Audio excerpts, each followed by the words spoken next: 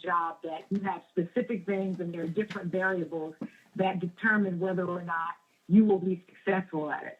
If you have a job where you come in every day and you do the same thing every single day, and as long as you do those things, you're good, it's different than what we do because people will like you today, tomorrow they may not. And you can internalize that, and it can become a bit of a barrier between you and success. So realizing that people, you can't make people like you.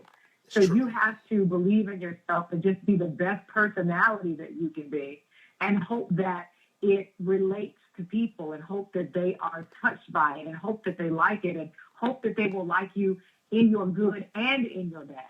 And so I think that first and foremost was the biggest hurdle. The next hurdle, obviously is the elephant in the room as seen with Hillary Clinton in this election. And that is just being a female in this industry and a Black female at that. It's very difficult. Mm-hmm. Very difficult. And that's very true. And, and that's one thing that stands out about you, Jasmine. One, I'm not in no type of way I'm a sexist or anything like that. But, it seems like it'll be harder for a female to get into this industry as far as it goes for what you're doing in the media industry. And now, like you said, with this election right here that went all over, you don't know what the future holds. But what I can say is this, though, Jasmine, at the same time, you have overcome some big odds. And you have actually stepped up. And like you said, you didn't take no and you didn't take the word no and run with it. You didn't say, okay, I'm done. They're not going to accept me. I mean, you turned heads through your whole career where people is noticing you. People is hearing you. People are actually coming out there saying, I know her. That's Jasmine Sanders. I hear her on the radio. I've seen her on television. I've seen her do it all. And you're an inspiration to a lot of people. You really are, because there are a lot of women I know that would love to be in the shoes that you're in right now, far as it goes for the success that you have. So, congratulations again off of that. Thank you. Thank you. It's definitely, a lot of hard work. And I think for every me that's out there, Mm-hmm. there are, 20 others who are trying to be in that same position. And unfortunately, for them, it may or may not be the case. And that's why I said it's very important that you're really sure in who you are and you're not afraid to be who you are. One of the issues that I had early on in my career was, they didn't think that I was soft enough. I wasn't pink enough. And, I grappled with that because, I like to think that I'm very feminine and I love, my sexiness and the female energy that I have. But for whatever reason, early on in my career, people, and even sometimes now, they think, don't be one of the boys and, you should do this. And, your voice is so full and heavy. Can you make it a little softer? And I had to be convicted enough to believe in me to say, I am enough just as I am. I'm not super soft and pink. And my belly laugh is going to be loud and hard, and it's going to be, authentic. And it is what it is. It's not going to be giggles. It's going to be a belly laugh. And if you think it's, a little too masculine, then, I don't know what to tell you. I'm very confident in who I am. And I think being a female in this business, that's what you have to do. You have to be okay with embodying exactly who you are and allowing that to radiate and allowing that to help you succeed. Because I think as long as you are confident in who you are and you push forward in that, nothing can stop you. That's so true. That's so true. And ladies and gentlemen that's listening worldwide right now, that's something, especially females that are listening, you need to take heed to what Jasmine is saying, because she shows that it's true what she's saying, because look where she's at now. And the thing is, her career is nowhere close to being over. That's the craziness of it. Mm-hmm. She can continue and do basically the sky. No, I take that back. The sky is not the limit for her. She can go beyond the sky. Sky on me. Don't no, do that. No, I'm not. I'm not. There's no limit. I can't even put a glass ceiling or a limitation on what she can do. So, and that's what I'm telling females. Take heed. If you hear no, take it as a soft yes. Keep running with it. Males, guys is listening right now, take this advice also. If you hear a no, keep going. Definitely keep going, because everybody, yes, everybody's going to dream big on this, and everybody has a dream or a gift. Use it and get to where you're at now. Now, Jasmine, do you feel that social media plays a big part in today's era, as far as it goes for media, television, music industry to get into the business and get to where you need to get to? I think it is critical. I think it is something that can make the difference between you getting a job and you not. I think, every generation, there is something that is brought to the table that's brand new. And if you don't embrace it wholeheartedly, you can easily become a dinosaur. You may not like it. I don't like to share everything on social media, but it is a necessary evil. And I think that it brings a lot of good things to the table. Unfortunately, I think, it also brings some bad. But I think you have to, I will tell you this. There used to be a time that you could walk into, a radio station or a TV station. All you needed was a reel or your air check. Right. And that was it. And they would hire you based on how you look, how you sound. That was it. Or not. Well, now at least you have the power of social media that if someone is telling you no because they don't think that, an audience will relate to you or that you will be able to kind of work with and move an audience, you can prove them wrong simply by showing them social media numbers and saying, listen, you may not think that I appeal to a particular demographic, but I can show you otherwise. Look at my social media. My audience is 1.5 million, and you can break that down and see the number of women that I touch, 25, 54. You can look at it and see the men that I reach who are 18 plus and, where they are socioeconomically on the ladder. There's so many things that you can do with social media that can make you look more appealing than without it. That's true. So I definitely think it is a tool that you should always use on your side. And it's a great way to test, whatever it is you want to do. If you want to do TV and you have an idea for a TV show or a particular type of news, you can test it out on social media and see whether it works. Does it strike a chord with the listeners or the audience? And then you can figure out whether something works or not. Whereas before, it was literally you got a job and it was trial and error. And either you kept that job or you lost that job. Well, now you can work all those kinks out long before you get into the job interviewing process. That's so true. I think in that way, it's an amazing tool that people have at their fingertips. When I was coming along, I didn't have that. All I had was an arrogant attitude of, yes, I can, and how dare you tell me no, and I know I'm talented. And that's true. So. And Jasmine, I got to ask you this also, and maybe you can tell us the secret ingredients of this. The mystery question on social media is, what is the biggest way to build up your social media numbers? What do people have to do to get to that? Consistency, creativity are the two biggest things. You can't post every now and then. Right. You have to feed the monster. The monster is hungry like a newborn baby all the time. And then you have to be consistent. You have to be consistent with whatever it is that you're doing. If you are a gossip website, then you have to consistently be gossipy. Right. You can't be gossipy today and then tomorrow you want to be seen as a journalist or a blogger. That's not how it works. When you walk into McDonald's, you know what the menu is. You don't want to walk in there one day and all of a sudden they're selling you sushi. And that's not what I came here for. I came here for the Big Mac. Where's the Big Mac? That's true. So when it's like a brand, your social media is your brand. So the key is being consistent with your brand, constantly delivering the same message and trying to be creative in the way in which you send that message. If you do that and you stick with it, you'll be okay. Your audience will build itself. Good answer. Everyone that's listening, even myself, I'm taking heed to that answer because there was an age-old question for me also, how to build your social media numbers. And everyone that's listening worldwide, Jasmine just gave you the secret right there. Just continue to do what you do. I don't know if it's a secret, but yeah, that's the best thing I can tell you because I think a lot of people grow weary and they grow tired after, a month. And they're like, oh, my numbers aren't, going in the right direction. Well, you have to be consistent and you have to be dedicated. You can't give up. And you have to remember this is a marathon. It's not a sprint.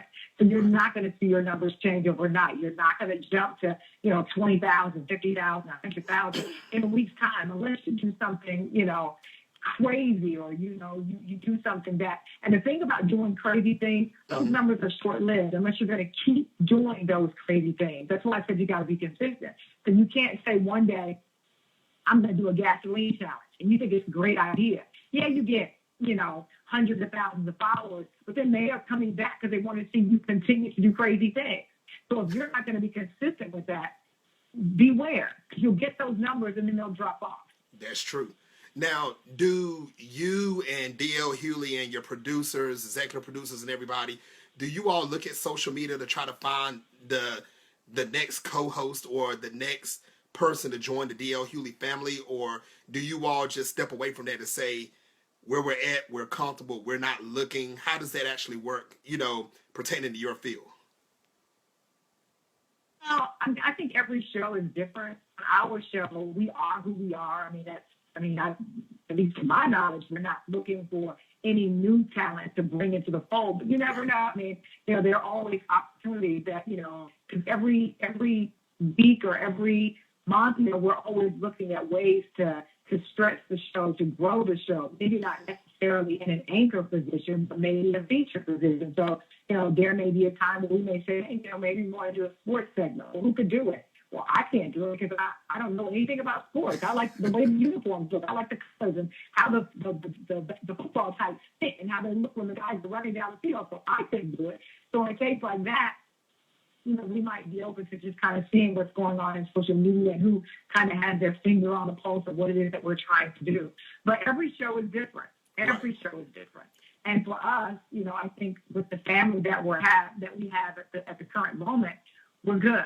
But that could easily change tomorrow or next week, as I said, because, you never know what new feature. And that's why when you're in this field, you have to stay ready. If you stay ready, you never have to get ready. So if we're looking for someone, you're already out there as opposed to just trying to hurry up and get out there just in case. You should already be out there. Exactly. Doing whatever you do with your head focused and not worried about who's looking at you. They'll find you. Mm-hmm. Great answer. Great answer, Jasmine. And I will co-sign on that one right there. You guys on the DL Hughley Show, you all are a tight family because it doesn't matter if you or DL or anybody else say something, you all have a quick comeback on each other, and it's funny. And you can tell it's nothing but family laughs. It is. Like, I'm going to tell you a true story real quick, Jasmine, until I get to the next question. The very first time I've ever heard your show, and this was a couple of years ago. Now, I heard DL, he said something crazy. He said something crazy too. It was pertaining to, oh my gosh. It was dealing with, was it a BET Awards? It was something that happened a few years ago. And you came out with this answer. I forgot what you said, but DL shot something at you really quick. And I said, Jasmine is about to flip. You just shot back at him and just started laughing. I said, that's a family. That's straight up a family. That's something you cannot break right there. I like that. Please continue your success for what you're doing. Part of that, I do believe that, that's part of the process. I think, we are just like a family. I like to say, and we joke all the time that DL and I are like a radio husband and wife, and Steve is our kid. And so we fight.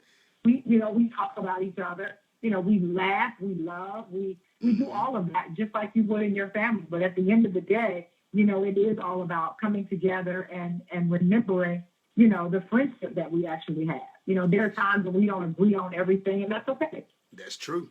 Anybody that's listening right now worldwide, if you have a show out there, I'm telling you, if you just listen to the DL Hughley Show, you will get the secret ingredients on how to get ratings and how to get a tight-knit family, because Jasmine's not lying and I'm not lying. If you heard the show, you all know we're not lying.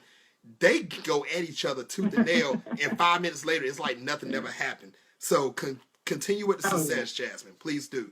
Well, thank you. Thank you very much. Oh, yes, ma'am. How excited were you when you first found out that you had the chance to co-host Centric TV Lifestyle, the show that's called The Culturalist?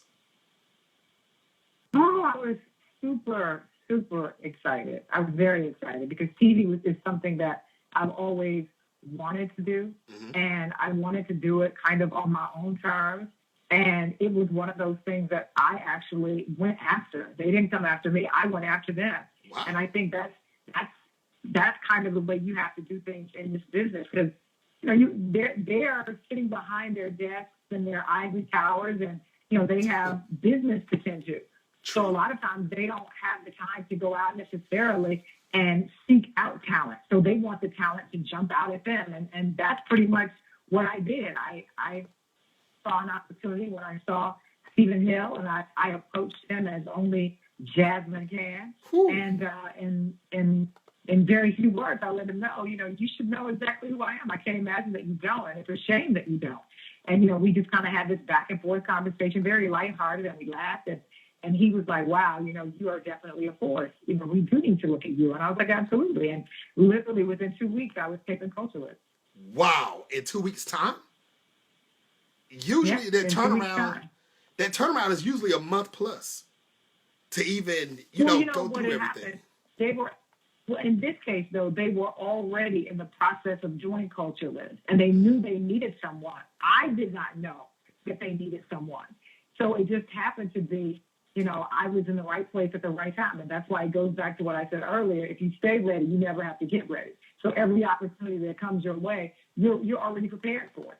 And either it's a good fit for you or it isn't, but at least you're prepared. And that was the case for me. I had no idea that they even had a show that they were in the process of putting on called Cultureless. I just saw him. I saw an opportunity. I knew I was ready. And he just put me in it. Wow. Ladies and gentlemen, once again, be in the right place. Always be ready. I mean, seriously, be ready. Always be ready. Yeah, you never know what will happen. I mean, and you got to make sure that you're ready at the same time. So that is great. That's true. Yes. Now, now I'm going to jump from the Cultureless, and I'm going to jump to something that you did also when you co-hosted with Skip Murphy in the afternoon, and you did Afternoon Jam Session with Brian McKnight. When you did both of those shows, How did it actually help you towards your career today? Well, like learning curve wise. Prior to that, for a very long time, it was just me. I was the anchor of my own show for a long time. Mm-hmm. Now, I had done mornings before a couple of times, so I worked with people, but I was always on the same level. And then after that, it was just me for many years.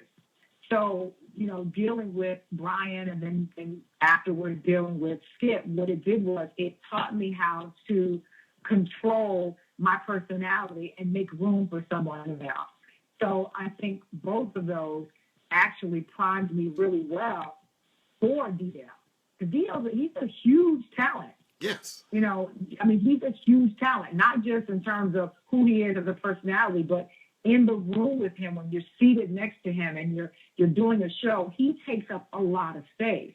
So you have to be comfortable in who you are to be with him in that space, but also give him what he needs because it's his show. Mm-hmm. And I think a lot of times, especially for a Black female, you know how we are. A lot of us are alpha.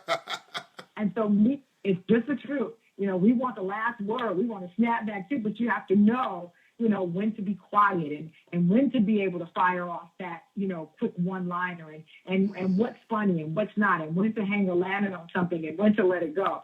And because I had been by myself for a long time, I needed to learn that rhythm. So working with Brian for a while and then working with Skip kind of prepared me to be able to do that with DL. And I think that's why we have such a great symbiotic relationship. It's such a great example of ebb and flow that, we do it effortlessly. Right. That's very true. And that's one thing I do want to say also when you was with the Afternoon Jam Session with Brian McKnight, I like you said, just to echo you for a second, when you're on somebody else's show, you do have to, I don't want to say know your role, but at the same time, I want to say know your role. You have to give that person their space. You got to know what you're there for and how do you contribute into it. Spot on. Yes.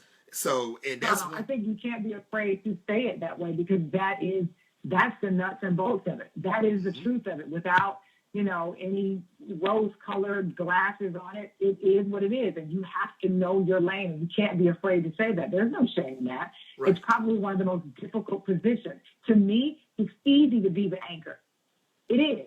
To me, the hardest part is being the co-pilot. Because you have to be able to, be okay, number one, with allowing someone to shine, knowing that you are partly responsible for the shine that comes on them. Mm-hmm. You can make it dimmer or you can make it brighter, and as long as you understand it and you know how to use it to your advantage, you're fine. It's people who who like, I want to be the alpha too. Well, wait a second. That's not what you were hired for.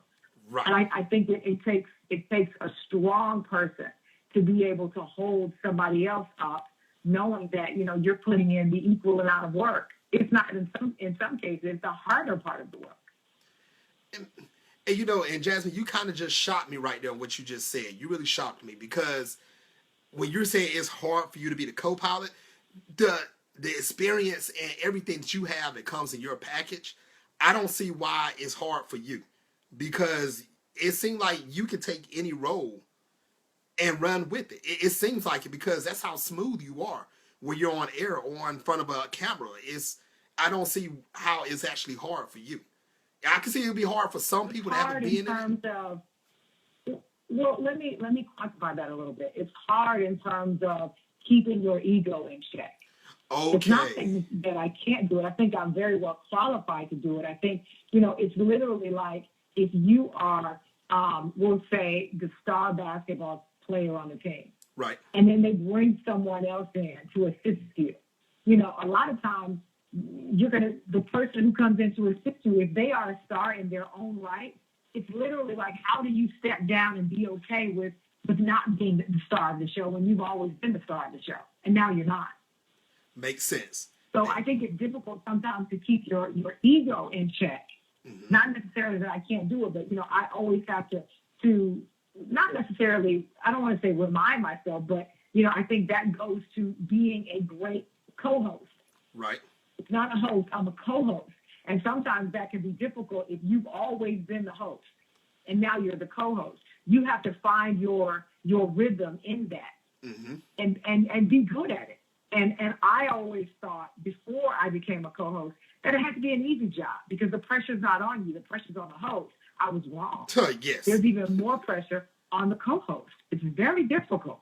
Mm-hmm. It's very difficult. I think I do a good job at it, but it's very difficult. And I see where you're coming from, because you have to hold that quote unquote weight. Hold that quote unquote weight of the show, because and I'm gonna use for example your current show, the DL Hughley Show. DL, yes, is his show, but you're adding on your layer to keep it to where it is right now. So if you have a bad day going on air, it's going to be, it can show. It can actually show through the radio waves that, Jasmine is not feeling too well, or something's on Jasmine's mind and she's not being her typical self. And it seems like DL's going to be holding the show by itself. But with all three of you all together, well-unit team. And yes, that co-host does have a whole lot of weight that it has to carry for a show. That is very true.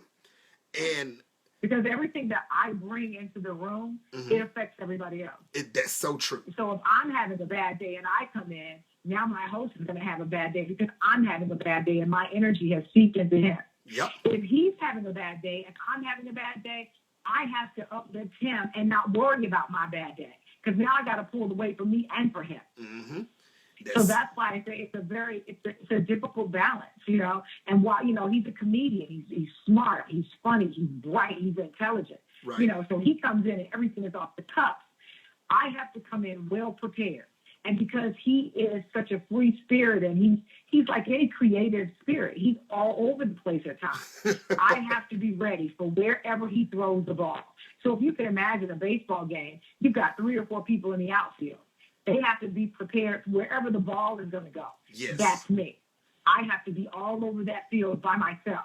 So if he asks me a question about, where were we in the election process last night? I have to know the answer to that.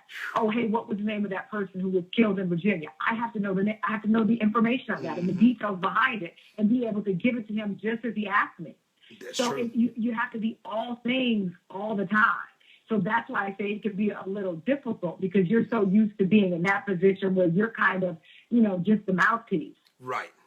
And know what? But I absolutely love it. I love what I do. I love working with DL because he is so amazingly talented. He's so smart. And honestly, and I joke with him all the time about this, and I say, I had no idea you were this smart. I really didn't. I just thought you were a comedian who probably wasn't really that bright, didn't know anything more than jokes. Right. But he's amazing. He knows the most random, facts about things that I'm like, how did you even know that there was a spider called the Huntsman spider in Australia, and you've never been to Australia, and you know all the facts about it? That's like it's crazy. That's past crazy, and that's what I was gonna say. Also, if you go compare this to a baseball game, Jasmine, you got one heck of a pitcher on your team. I'm not gonna lie to you because I'm so used to the D.L. Hughley from Kings of Comedy. He's still that, Right. but the dude has a brain on him. I mean, it's crazy. You're right. I've heard him.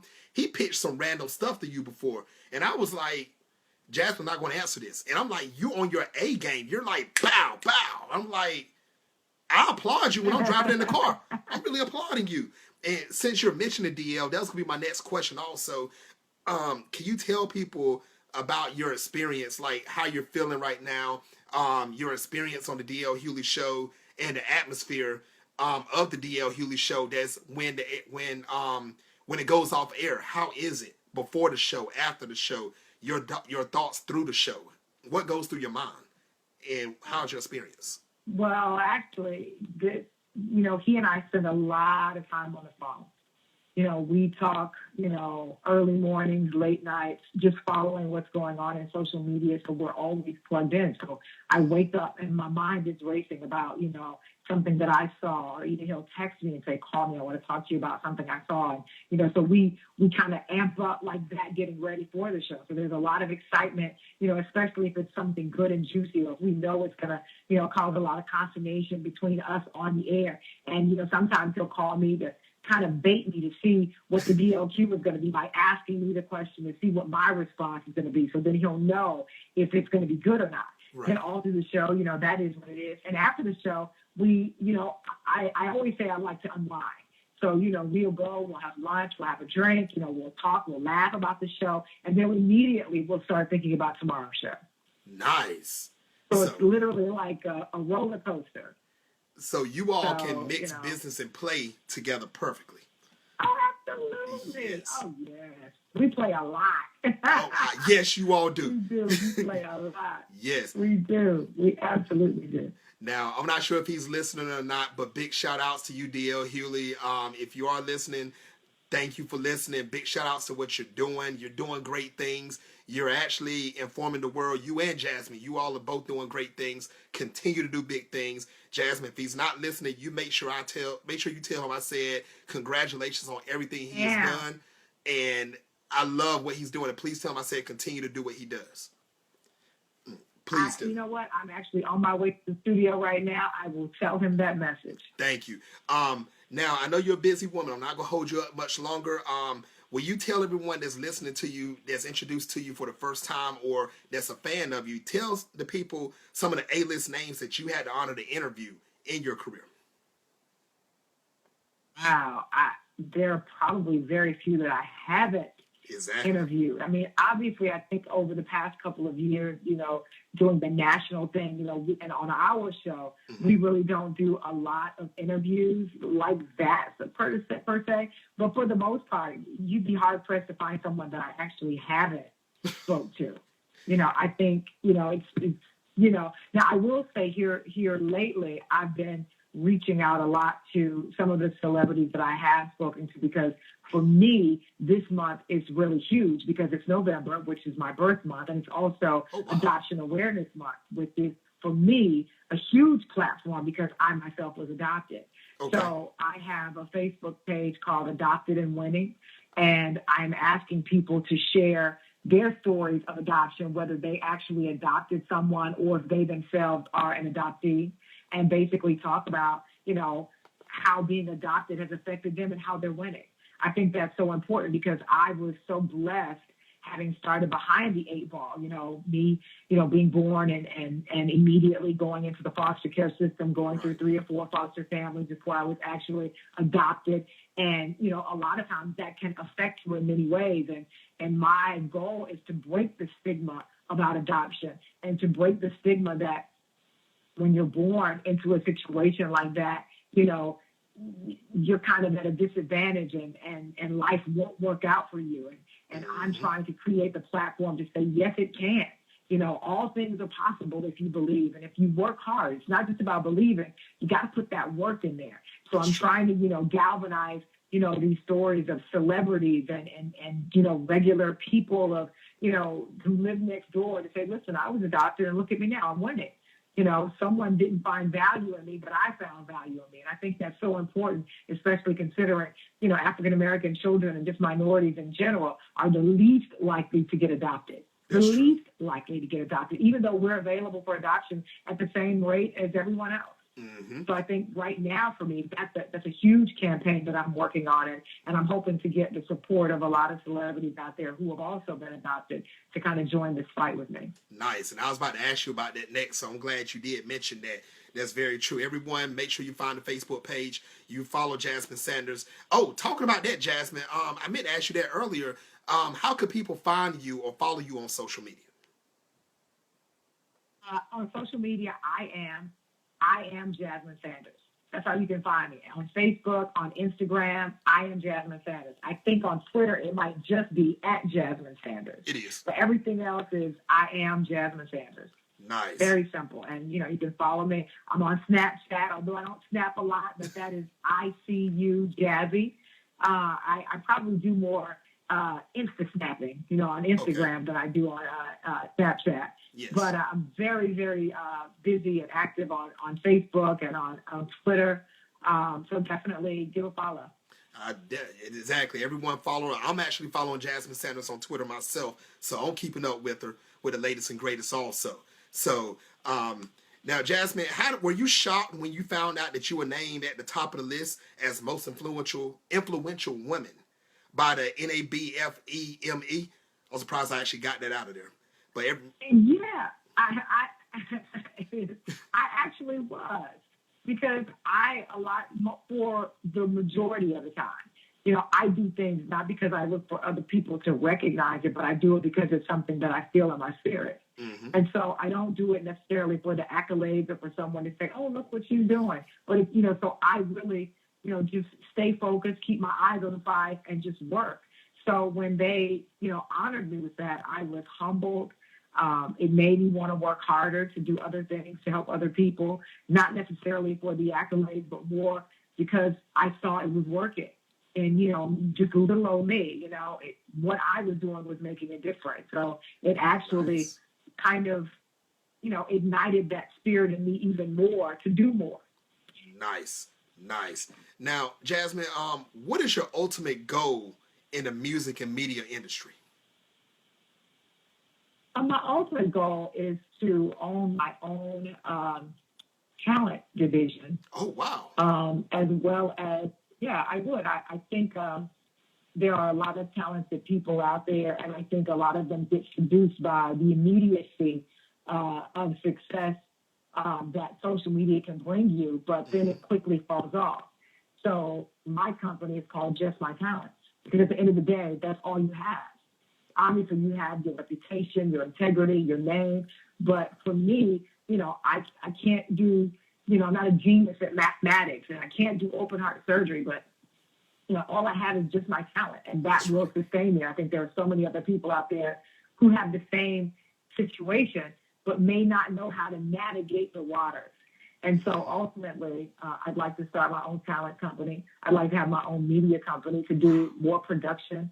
I like to think that I have a great eye for things that look good visually in front of a camera, and I would like to put that to use. So that is the direction that I'm heading.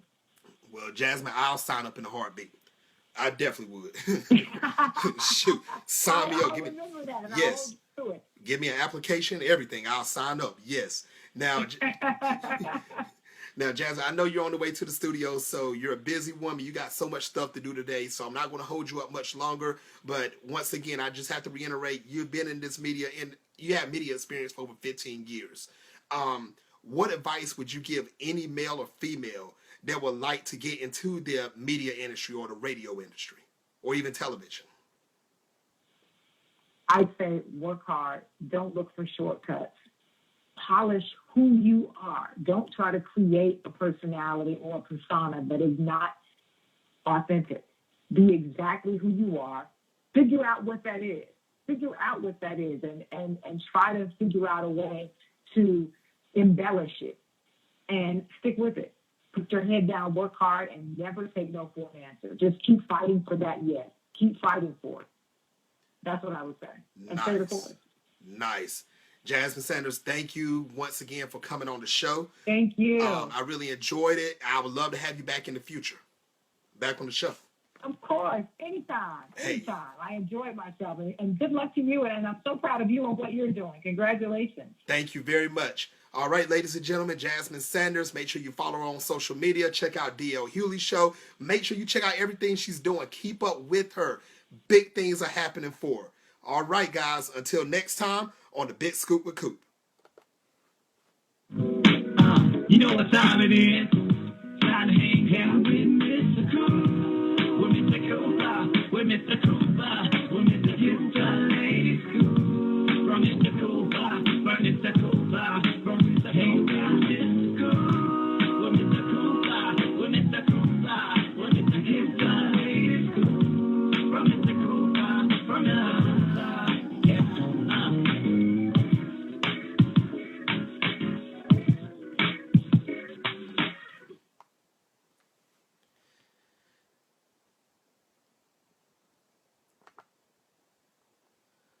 All right, Facebook. What is going on, people? Just in case if you're late tuning in, that was Jasmine Sanders from the DL Hughley Show. Make sure you do check out her show. Just making sure that my show is closed out, people. So give me one more second. All right, so make sure you do check out her show. She's doing big things, guys. Nationally syndicated show with DL Hughley. She's been doing things with Brian McKnight, some of everybody. So I want to say, everyone, live your dreams. Continue to do what you do. You're doing great things out there, people. We'll continue to bring people on. So if there's anyone that you would like to see on the show, just go to my website, thebigscoopwithcoop.com, and make sure you do just hit contact me and leave a message who you want to see on the show. So she will be back in the future. So I want to say thank you, everyone, for tuning in. I enjoyed you. Have a great day.